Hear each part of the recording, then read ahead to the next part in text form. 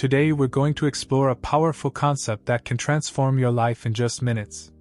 It's all about clearing blockages from your mind and experiencing profound healing. And to do this, we're going to delve into the teachings of Neville Goddard, a visionary thinker whose ideas have inspired countless individuals to tap into the power of their own minds. You see, according to Neville Goddard, the key to unlocking your true potential lies in understanding the power of your imagination. He believed that your thoughts and beliefs shape your reality, and that by harnessing the creative power of your mind, you can manifest anything you desire. One of Neville's most profound teachings is the concept of the burning assumption.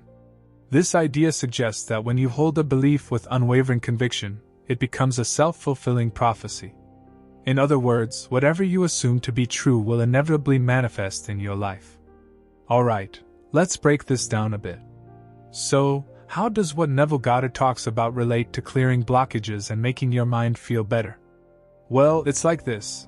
Neville says a lot of the stuff that gets in our way, that stops us from being as happy and successful as we could be, comes from inside our own heads. Think about it. Have you ever had a thought that made you feel like you couldn't do something, like you weren't good enough? Maybe it's a little voice that says, "You'll never be able to do that," or "You're not smart enough to succeed." Those thoughts, those beliefs, they're like big rocks blocking the path to all the good stuff in life. But here's the thing, those beliefs aren't set in stone. You can change them. You can clear away those blockages and make room for all the good stuff, the joy, the success, the happiness that you deserve. Now, you might be wondering, how do I do that? Well, Neville has some pretty good ideas about that too. He says the first step is to become aware of those limiting beliefs, to shine a light on them and see them for what they really are. Once you know what you're up against, once you've identified those negative thought patterns, then you can start to do something about them. It's like cleaning out your closet. You've got to take everything out and sort through it before you can put it back in a way that makes sense. So, how do you clear away those blockages once you've found them? Neville says you've got to replace those negative thoughts with something better. Instead of telling yourself you can't do something, start telling yourself you can. Instead of focusing on what's wrong, start focusing on what's right. Now, I know that might sound easier said than done. Those old beliefs can be pretty stubborn, and they don't like to let go without a fight. But if you stick with it, if you keep reminding yourself of the new, positive beliefs you're trying to build, eventually, those old beliefs will start to lose their power. It's kind of like planting a garden. At first, it might seem like nothing's happening. You're just putting seeds in the ground and waiting for them to grow. But if you keep watering them, if you keep tending to them day after day, eventually, those seeds will sprout, and before you know it, you'll have a beautiful garden full of flowers and plants. So, how do you water the seeds of positive belief in your own mind? Well, it starts with what you're thinking and what you're saying to yourself. Every time you catch yourself thinking a negative thought, stop and replace it with a positive one. It might feel a little weird at first, but the more you do it, the easier it'll become. And it's not just about what you're thinking, it's about what you're doing too. Surround yourself with people who lift you up, who believe in you, and who encourage you to be the best version of yourself. Take care of your body by eating well, exercising, and getting enough rest. Treat yourself with kindness and compassion, and don't be too hard on yourself when you slip up. So, how do we clear these blockages and heal our minds? Neville teaches that the first step is to become aware of our beliefs and assumptions. This means taking a close look at the thoughts that are running through our minds on a daily basis and questioning whether they are serving us or holding us back. After we figure out what's holding us back, those thoughts that tell us we can't do something or that we're not good enough, Neville Goddard tells us it's time to make a change. He says we need to trade those limiting beliefs for something better. Instead of dwelling on what we don't want, Neville wants us to focus on what we do want. It's like switching the channel from a boring show to your favorite movie. You're choosing to see something better, something that makes you happy. But here's the tricky part, you've got to truly believe that what you want is already yours. It's like pretending you're a superhero with a superpower, you've got to really feel it deep down inside. This might seem easy, but it's actually a pretty big deal. Think about it like this.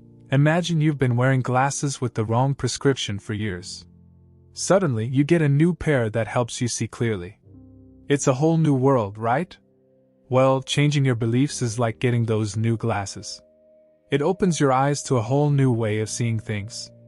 But here's the thing, just like with those glasses, it takes time to adjust.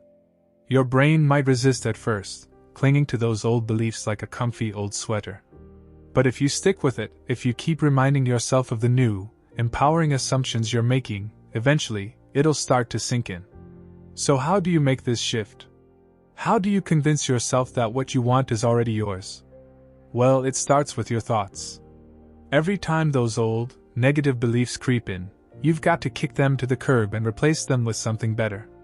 Let's say you're trying to land your dream job, but you keep telling yourself you're not smart enough or talented enough to make it happen. Instead of listening to those doubts, remind yourself of all the reasons why you're perfect for the job. Picture yourself walking into the interview with confidence, knowing that the position is already yours. And it's not just about what you're thinking, it's about how you're feeling too. You've got to really feel those new beliefs in your bones. Imagine how amazing it would feel to have your dream job, to wake up every morning excited to go to work. Hold on to that feeling like it's a precious treasure, and don't let go. Now, I won't lie to you, this isn't always easy. It can be hard to break free from those old habits, those old ways of thinking. But if you stick with it, if you keep reminding yourself of your new, empowering assumptions, you'll start to see changes in your life. You'll notice opportunities popping up where there were none before, doors opening that you never even knew existed. And before you know it, you'll be living the life you've always dreamed of, all because you had the courage to change your beliefs and trust in yourself.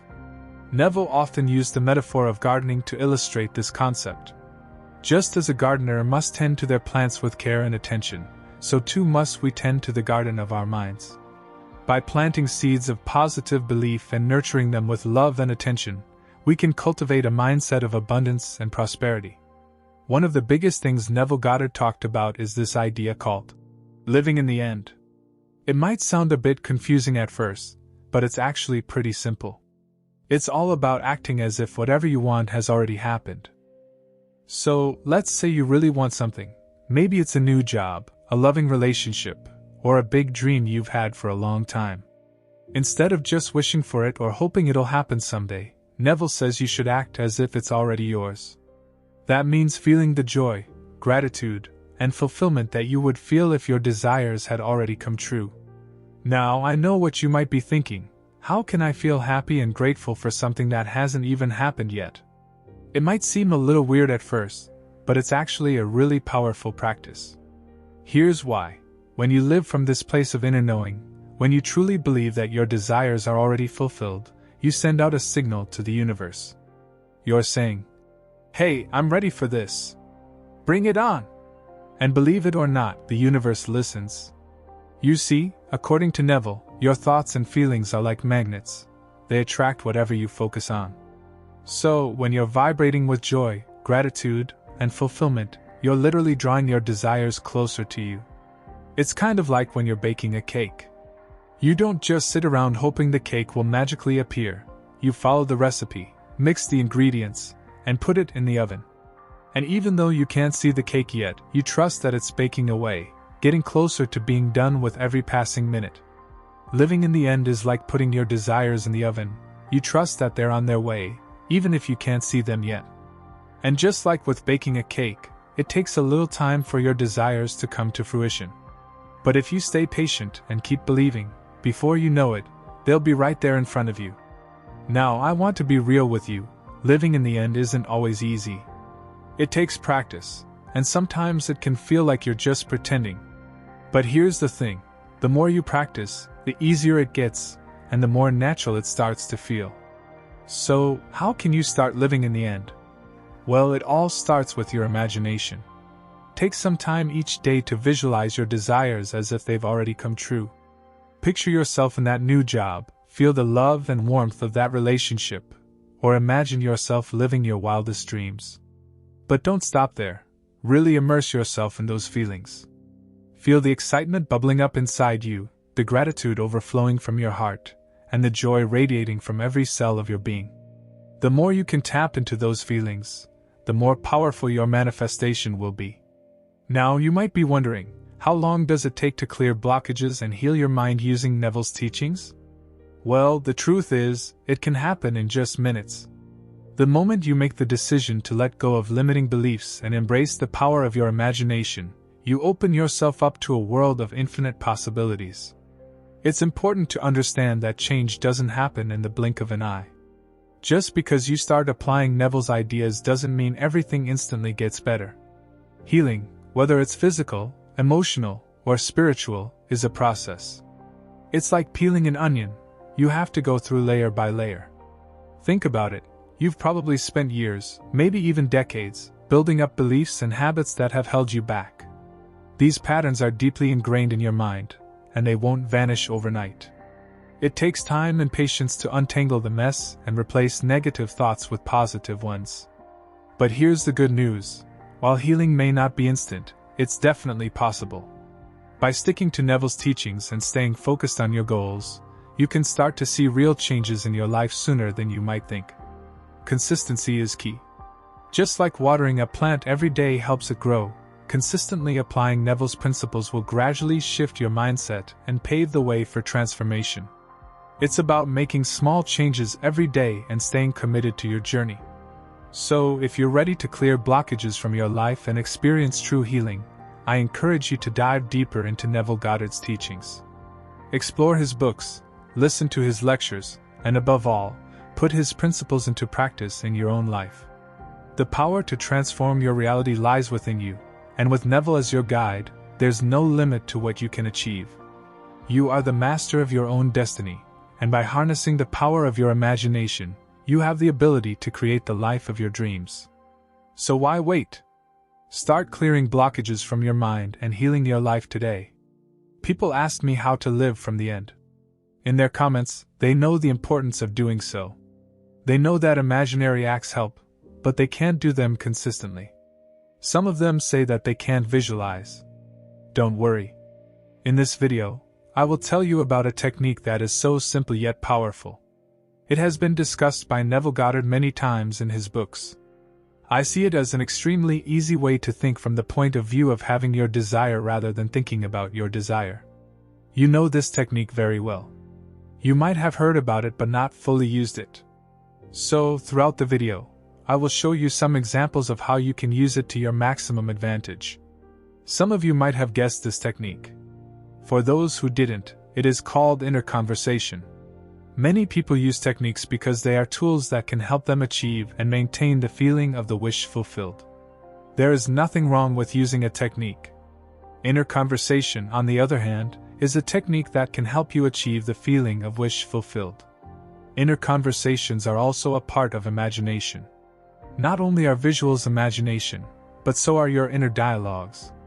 You are involved in imaginary conversations the majority of the time. But they are not that fruitful for some of you.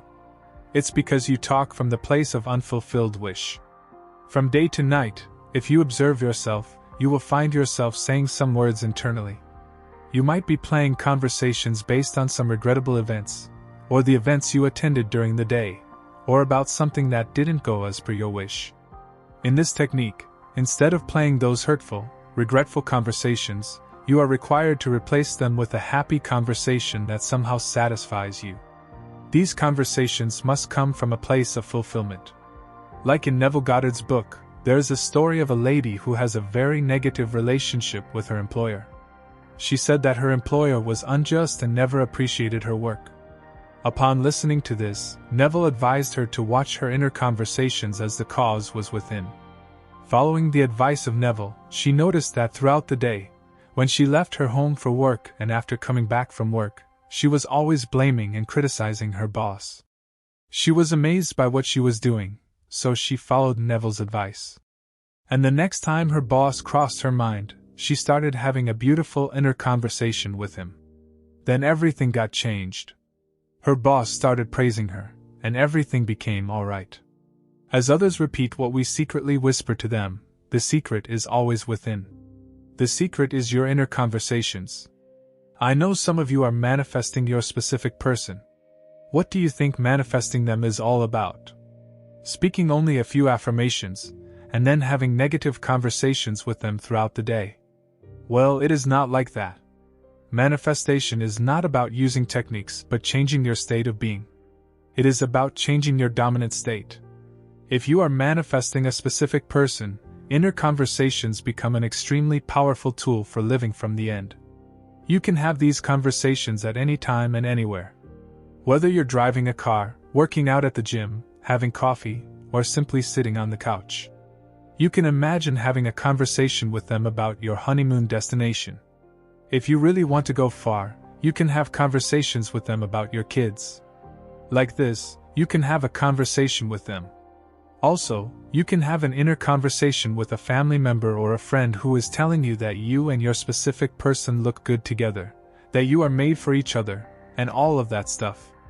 All these conversations can change your mood. They can leave a smile on your face. It can manifest the same things in your life. It's all up to you. You have free will to choose. Become creative with them. Imagine a kid coming to you and saying you both look beautiful together. So, what are you saying at any given time? Watch what you are saying internally carefully, because the whole world is your inner conversation pushed out, and you can change it by changing your inner world. Your inner nature needs to be changed. Your dominant state needs to be changed, as your dominant state gives you ideas and manifests everything in your reality. You can watch videos and read books all you want, but doing is what counts. If you don't do it, if you don't take the mental action, it will remain a theory. You have to make it your experience, and only then will you know that it works. Be a doer, not just a hearer. Don't just listen, act. Just be mindful of where you are having these conversations. Most of the time, people talk about how their significant other misses them and wants to see them again, which is not living from the end. It gives you temporary pleasures. They may miss you, but what happens next? It only implies that they are not with you and are not in a relationship with you. The awe-inspiring phenomena of creation and abundance that saturate every nook of life may be witnessed in the vast and boundless cosmos. From the boundless clusters of galaxies to the majestic celestial bodies, from the microscopic quantum world to the biological systems that populate the Earth, there is a vast and intricate web of interconnectedness and abundance that forms the very foundation of our reality. This video seeks to explore the idea of abundance as a fundamental characteristic of the universe and the implications it has for our lives, inspiring us to embrace our innate capacity for prosperity and fulfillment. The universe, in all its glory, is a constant reminder of the boundless potential that lies within each of its inhabitants. As we look up to the heavens and peer into the depths of space, we are reminded of the countless stars, planets, and galaxies that comprise the cosmic tapestry. These celestial bodies represent the immense possibilities for life, creation, and the manifestation of countless forms of energy and matter. On our own planet, Earth, we find a symphony of abundance playing out in every aspect of the natural world. The forests teem with an abundance of leaves, each a testament to the life-giving power of the sun. The oceans, lakes, and rivers are overflowing with an abundance of water, providing a nurturing environment for countless species. The atmosphere is rich with oxygen, allowing life to flourish and breathe. In the midst of all this abundance, it becomes apparent that scarcity is an illusion, a construct of our own limited perspectives. The truth is that we are all interconnected with the universe and its endless potential, and it is our birthright to claim this abundance as our own. As conscious beings, we are endowed with the ability to perceive, contemplate, and shape our own reality. We have the power to tap into the abundant energy of the universe and manifest our desires and aspirations. Prosperity and abundance are not just external conditions, but also internal states of being that can be cultivated through conscious intention and aligned action. By recognizing the interconnectedness of all things and embracing our intrinsic connection to the cosmos, we can attune ourselves to the flow of abundance that permeates our existence. We can shed the chains of scarcity and lack, transcending the limitations that society has imposed upon us. In doing so, we open ourselves to the limitless potential of the universe, allowing wealth, success, love, and happiness to manifest in our lives. To harness the abundance of the cosmos, we must first learn to align with its natural rhythms and flow. This requires a shift in our thinking, a willingness to let go of old paradigms and embrace a new way of perceiving our world. One key aspect of this alignment is the cultivation of gratitude. By acknowledging and appreciating the abundance that already exists in our lives, we open ourselves to the flow of even greater prosperity. This attitude of gratitude serves as a powerful magnet, drawing to us the experiences and circumstances that resonate with our appreciation for the boundless riches of the universe. Another essential element in aligning with abundance is the practice of visualization. By focusing our attention on the reality we desire and imagining it in vivid detail, we begin to reshape our consciousness and attune ourselves to the frequencies of abundance. This mental rehearsal activates the creative power of our minds, allowing us to manifest our dreams and aspirations in the physical world. The universe is a wondrous and infinite expression of abundance, and we are all part of this majestic cosmic dance. It is our birthright to claim this abundance and live a life filled with prosperity, love, and fulfillment. By embracing our interconnectedness with the cosmos and cultivating an attitude of gratitude, visualization, and aligned action, we can step into the flow of abundance that permeates every aspect of our existence. We must remember that we are not alone as we start on this road of self-discovery and waking to our actual potential. The entire universe is conspiring in our favor, guiding us towards the realization of our dreams and desires. It is up to us to embrace this divine guidance and step into the fullness of our power as co-creators of our reality. Let us awaken to the symphony of abundance that surrounds us and dance in harmony with the cosmos. Let us claim our birthright as beings of infinite potential and create a world where scarcity and lack are but distant memories. In doing so, we become living testaments to the transformative power of the human spirit and the limitless possibilities that await us when we embrace the abundance that is our true nature. As we journey forth into this brave new world of abundance and prosperity, let us hold fast to the knowledge that we are powerful beyond measure and that our dreams are waiting to be realized.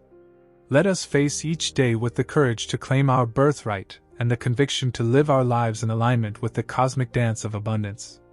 In this way, we become beacons of light, illuminating the path to a brighter, more abundant future for all. Once you understand what the law of thought transmission is, you can use it to manifest your own desires or force others to do what you want them to do by using the power of your thoughts. We all know about the law of assumption proposed by Neville Goddard. And you might not have heard about the law of thought transmission. Neville Goddard discusses the law of thought transmission in detail in Chapter 5 of Prayer, The Art of Believing. He says that our thoughts aren't just mere mental constructs, but they are more powerful than anything else. They are vibrations, and like other vibrations, they are transmitted like waves. While you are under the power of your thoughts and how they are transmitted, you harness the power of your mind to get the desired outcomes in your life. By focusing on and imagining your desire, you create vibrations of thoughts, and your thoughts are transformed into a powerful force that attracts what you want in your life. Thoughts have great power, as is evident in our lives. Simply put, we do things inspired by our thoughts. What we say is a reflection of our thoughts and mindset. What we wear, what we eat, where we go, and how we live are all reflections of our thoughts. If somebody talks differently, if somebody has different beliefs, if somebody has a different religion, it is just because he has different thoughts. So it means our lives are reflections of our thoughts. We are under the control of our thoughts every time. And if we want to experience something different, or live a different life, we will have to change our thoughts. When you realize the power of the thoughts, you use them for the betterment of your life, because you know, these kinds of thoughts can bring happiness into your life. Now let's discuss in detail what the law of thought transmission is. Well, the law of thought transmission is based on the concept that our thoughts are actually vibrational energy, and that they influence our relationships with others. The nature of our thoughts will determine what other people think of us and how they treat us. This means that if we focus our thoughts more positively, we will experience more positive things in our lives. If we look into the details, this can be proven true in everyone's life, and it can't be denied. You see, every time you speak, you're expressing your thoughts. Whatever you say or do expresses what you are thinking. Your actions, your decisions, your way of talking, your behavior, your clothing, your beliefs, or even your political affiliation, Express what your thoughts are and what kind of person you are. What a comfort it is to know that all that I experience is the result of my own standard of beliefs, that I am the center of my own web of circumstances, and that as I change, so must my outer world. The world presents different appearances according as our states of consciousness differ. What we see when we are identified with a state cannot be seen when we are no longer fused with it. By state is meant all that man believes and consents to is true. No idea presented to the mind can realize itself unless the mind accepts it. It depends on the acceptance, the state with which we are identified, how things present themselves. In the fusion of imagination and states is to be found the shaping of the world as it seems. The world is a revelation of the states with which imagination is fused. It is the state from which we think that determines the objective world in which we live. The rich man, the poor man, the good man, the thief are what they are by virtue of the states from which they view the world. On the distinction between these states depends the distinction between the worlds of these men. Individually so different is this same world. It is not the actions and behavior of the good man that should be matched but his point of view. Outer reforms are useless if the inner state is not changed. Success is gained not by imitating the outer actions of the successful but by right inner actions and inner talking. If we detach ourselves from a state, and we may at any moment, the conditions and circumstances to which that union gave being vanish. Man lives by committing himself to invisible states, by fusing his imagination with what he knows to be other than himself, and in this union he experiences the results of that fusion. No one can lose what he has saved by detachment from the state where the things experienced have their natural life. The world which we describe from observation must be as we describe it relative to ourselves. Our imagination connects us with the state desired. But we must use imagination masterfully, not as an onlooker thinking of the end, but as a partaker thinking from the end. We must actually be there in imagination. If we do this, our subjective experience will be realized objectively. This is not mere fancy, but a truth you can prove by experience. Man, who is free in his choice, acts from conceptions which he freely, though not always wisely, chooses. All conceivable states are awaiting our choice and occupancy, but no amount of rationalizing will of itself yield us the state of consciousness, which is the only thing worth having. The imaginative image is the only thing to seek. Determined imagination, thinking from the end, is the beginning of all miracles. I would like to give you an immense belief in miracles, but a miracle is only the name given by those who have no knowledge of the power and function of imagination to the works of imagination. The future must become the present in the imagination of the one who would wisely and consciously create circumstances. We must translate vision into being, thinking of into thinking from. Imagination must center itself in some state and view the world from that state. Thinking from the end is an intense perception of the world of fulfilled desire. Thinking from the state desired is creative living. Ignorance of this ability to think from the end is bondage. It is the root of all bondage with which man is bound. To passively surrender to the evidence of the senses underestimates the capacities of the inner self. Once man accepts thinking from the end as a creative principle in which he can cooperate, then he is redeemed from the absurdity of ever attempting to achieve his objective by merely thinking of it. Construct all ends according to the pattern of fulfilled desire. The whole of life is just the appeasement of hunger, and the infinite states of consciousness from which a man can view the world are purely a means of satisfying that hunger. The principle upon which each state is organized is some form of hunger to lift the passion for self-gratification to ever higher and higher levels of experience. Desire is the mainspring of the mental machinery. It is a blessed thing. It is a right and natural craving, which has a state of consciousness as its right and natural satisfaction. We must move mentally from thinking of the end to thinking from the end. This reason could never do. By its nature, it is restricted to the evidence of the senses, but imagination, having no such limitation, can. Desire exists to be gratified in the activity of imagination. Through imagination, man escapes from the limitation of the senses and the bondage of imagination. There is no stopping the man who can think from the end. Nothing can stop him. He creates the means and grows his way out of limitation into ever greater and greater mansions of the Lord. It does not matter what he has been or what he is. All that matters is what does he want. He knows that the world is a manifestation of the mental activity which goes on within himself, so he strives to determine and control the ends from which he thinks. In his imagination, he dwells in the end, confident that he shall dwell there in the flesh also. He puts his whole trust in the feeling of the wish fulfilled and lives by committing himself to that state, for the art of fortune is to tempt him so to do. Knowing that every desire is ripe grain to him who knows how to think from the end, he is indifferent to mere reasonable probability, and confident that through continuous imagination his assumptions will harden into fact.